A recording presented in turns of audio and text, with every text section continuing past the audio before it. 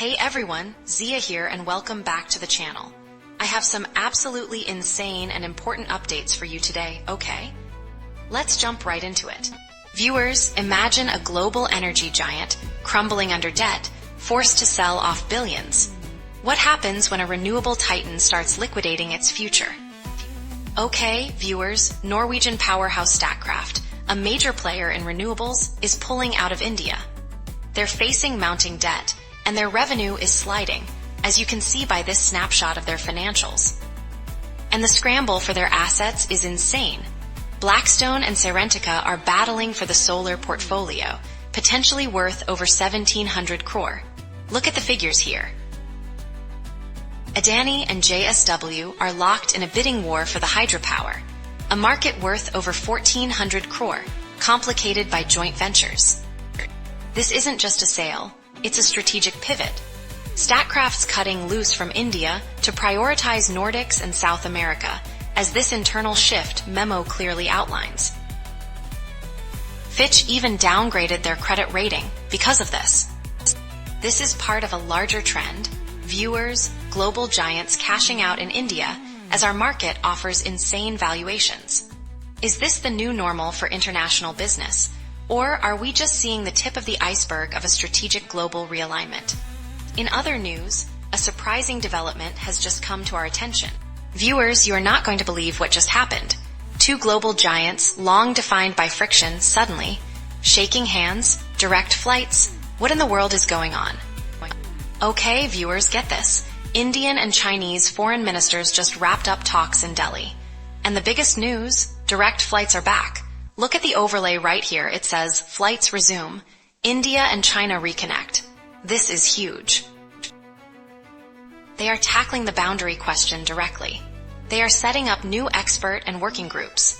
When you see the detail in this image with border talks, new mechanisms on screen, it's all about finding early solutions and managing tensions. Could this actually work? They are reopening key border trade passes, expanding the Kailash Mansarovar Yatra, even restarting people-to-people exchanges. This image shows trade routes reopened. Cultural exchange, RETURNS. This isn't just about politics, viewers, it's about people. From border standoffs to booming trade, this seismic shift has everyone talking. Is this a permanent thaw, a new era of cooperation, or just a temporary truce before the next big twist? Drop your theories in the comments below, viewers, because we need to solve this together. Alright, moving on to our next story. Viewers, you will not believe this box office battle. A cinematic showdown promised fireworks, but the results? Absolutely shocking. How did a legend outmaneuver the biggest spy universe? Look at these numbers, it is a landslide.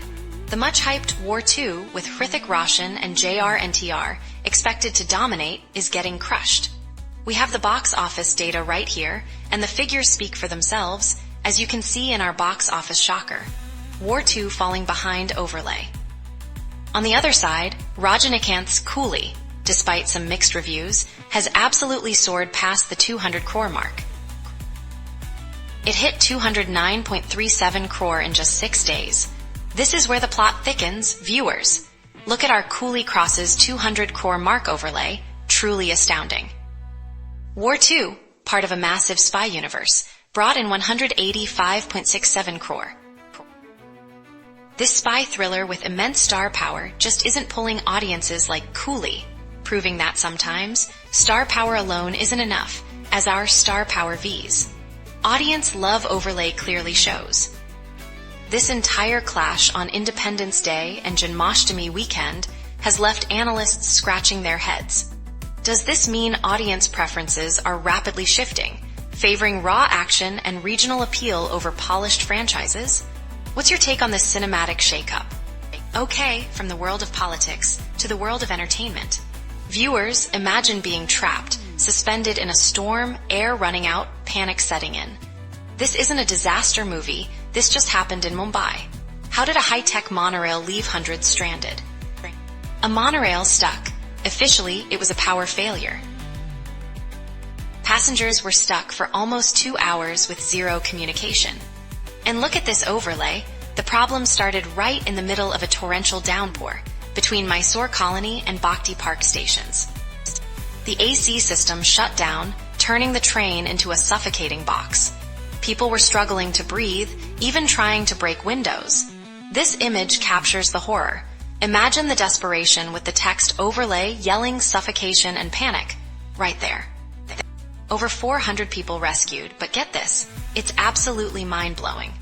14 passengers suffered suffocation, treated right there, and one young woman rushed to Sion Hospital. The image shows the chaos of the rescue efforts, the sheer scale of it, and the overlay confirms 442 rescued, 14 suffocated.